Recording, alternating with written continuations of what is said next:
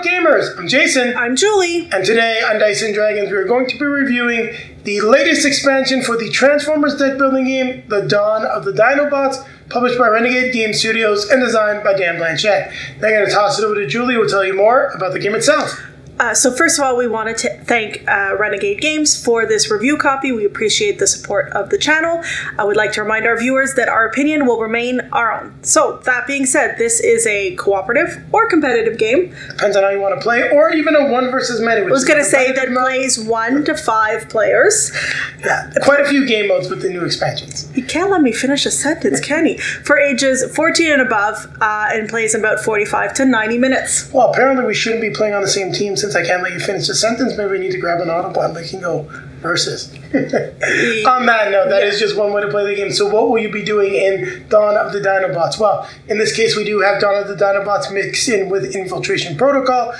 We are playing the Decepticons in this game. You're going to be moving around the board, and the additions specifically in this expansion are the Dinobots, which if you are playing as any of them, you want to acquire some of the other Dinobots and get those big, nice chain combos. If you're Grimlock, that leader, or Razorclaw, the leader of the Predacons, you'll definitely want to pick them up because you'll become even stronger. You will also have the advantage of playing as Devastator, so you will be playing as the first combiner introduced into Transformers.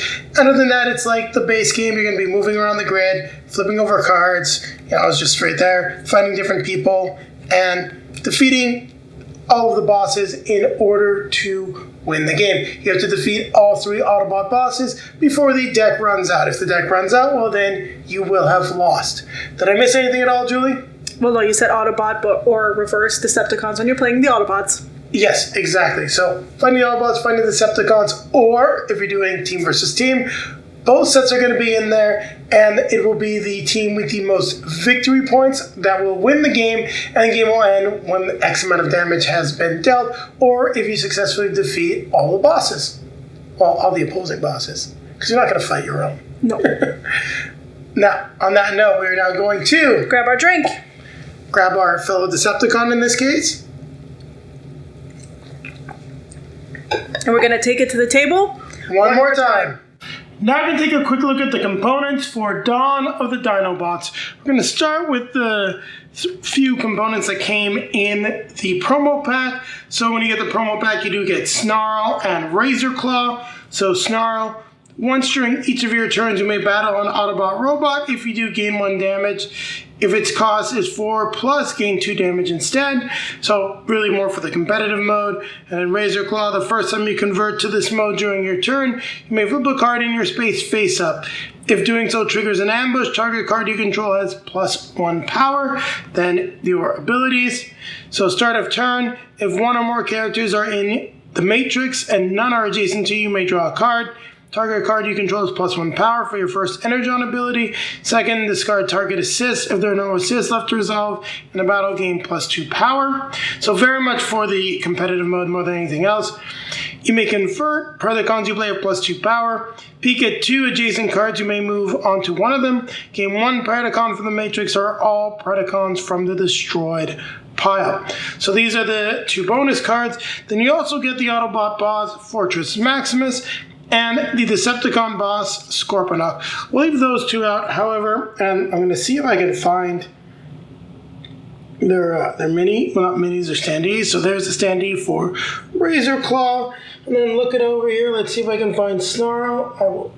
Yeah, he is right there. So we've got the components. You're going to get some more start of turn and ongoing effect tokens, some more movement, as well as +1 power tokens.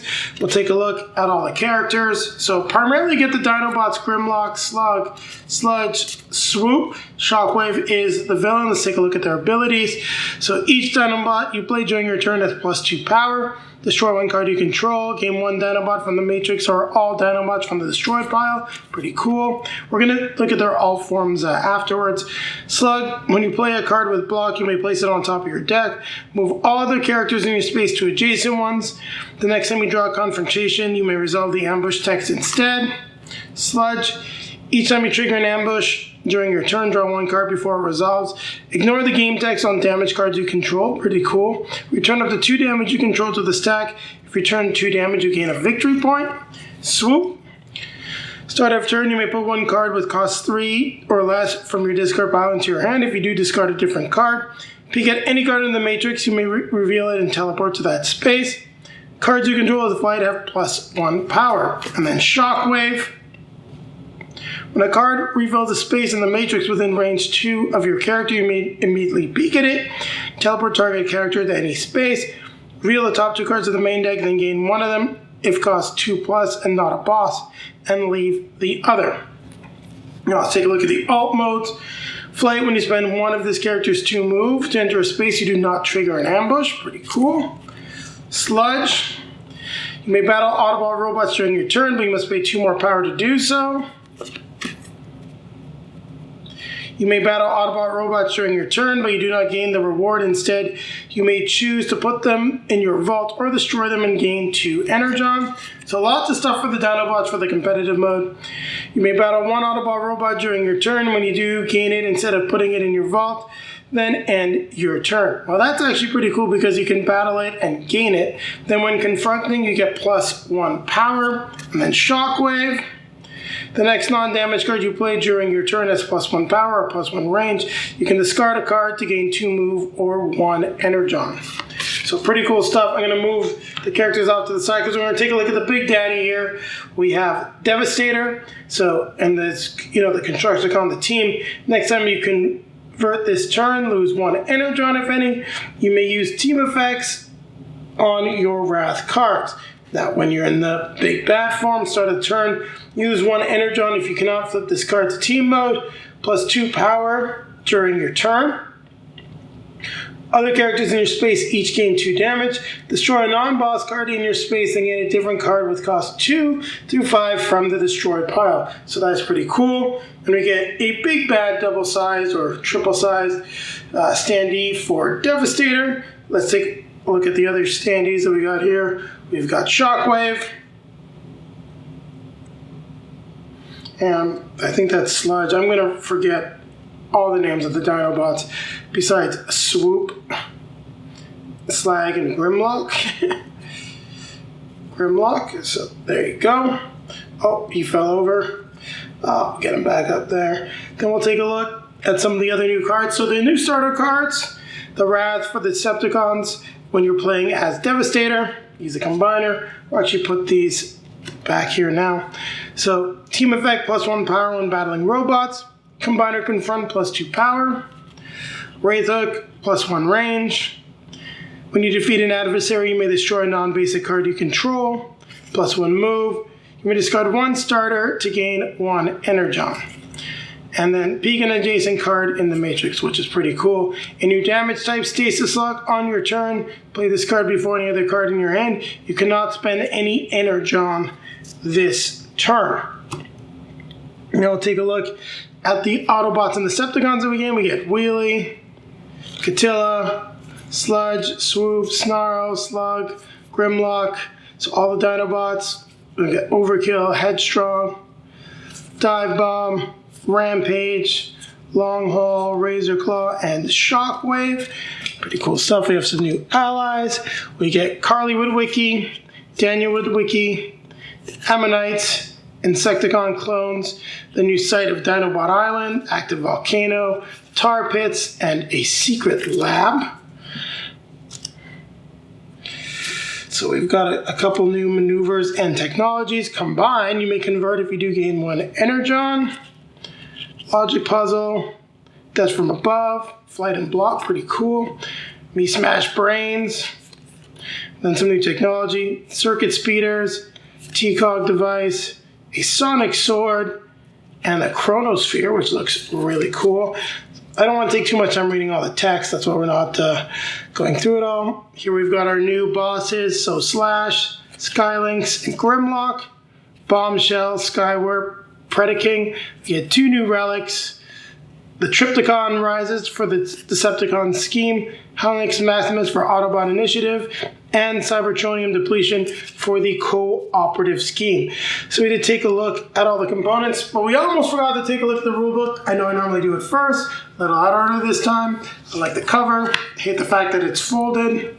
So you do get the Team VT rules, the one versus many rules. So you get all that information in this rule book. So if you don't have a Rising Darkness, you're able to use it. Then you get just some specific clarifications for other cards, and just got a list of like what you should be putting together when it comes to setting up some of the new modes with the list of components. So there you have it. You now take a look at all the components for Rise of the Dinobots. Now keep it right here as Julie and I will be coming back at you with our review of this expansion.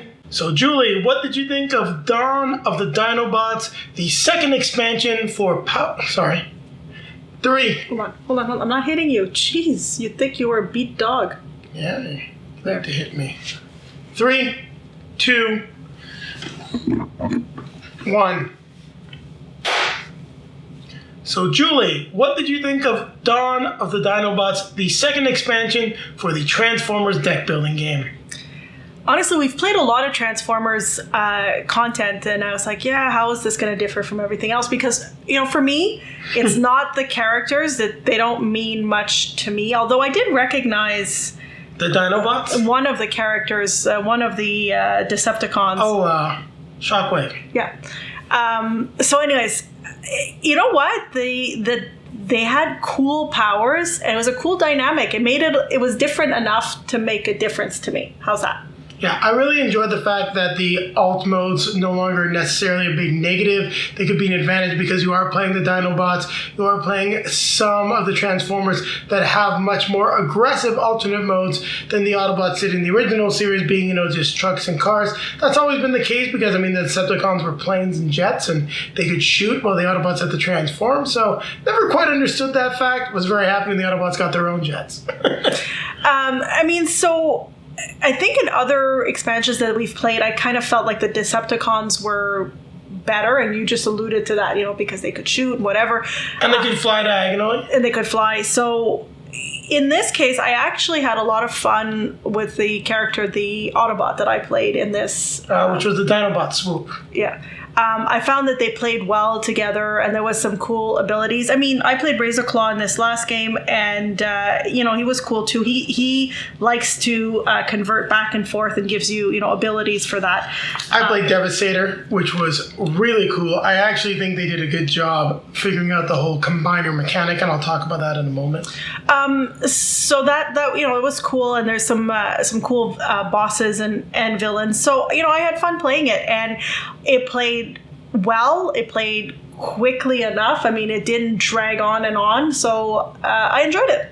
Yeah, and we just played Infiltration Protocol, the first expansion, and I have to say the infiltration phase is fun. It adds an extra level of depth and challenge, but it did also make it drag. That being said, all of that content can be just mixed into the game and used just to play the standard game. I think that's more likely what we will do in the future. That doesn't mean that we will not go back to playing the infiltration phase. I think it's good, but I think it adds an extra level of complexity, which I just wanted to comment on after going straight into Dinobots. Because for the amount of time that we currently have, I find that the game flowed and played better when we were just trying to accomplish our objectives.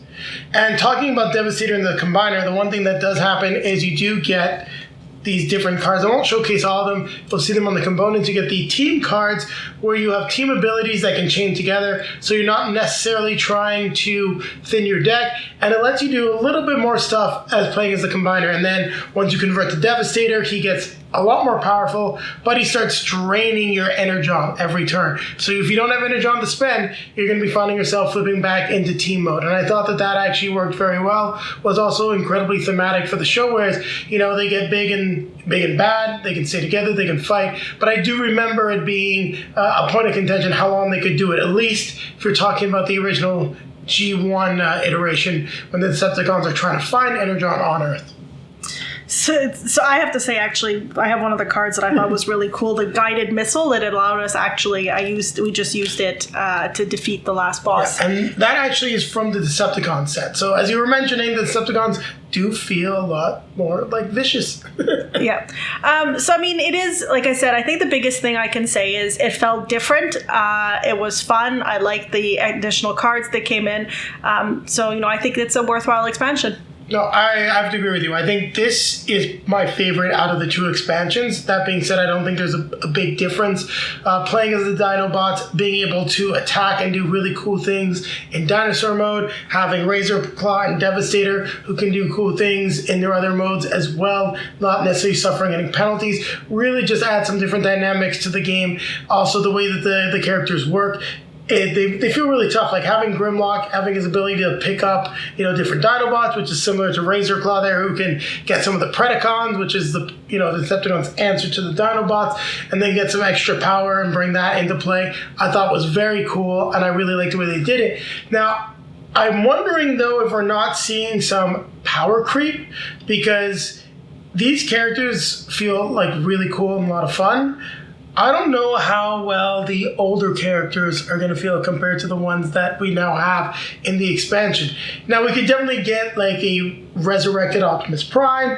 If you know the lore of the show, you probably do if you're watching this video.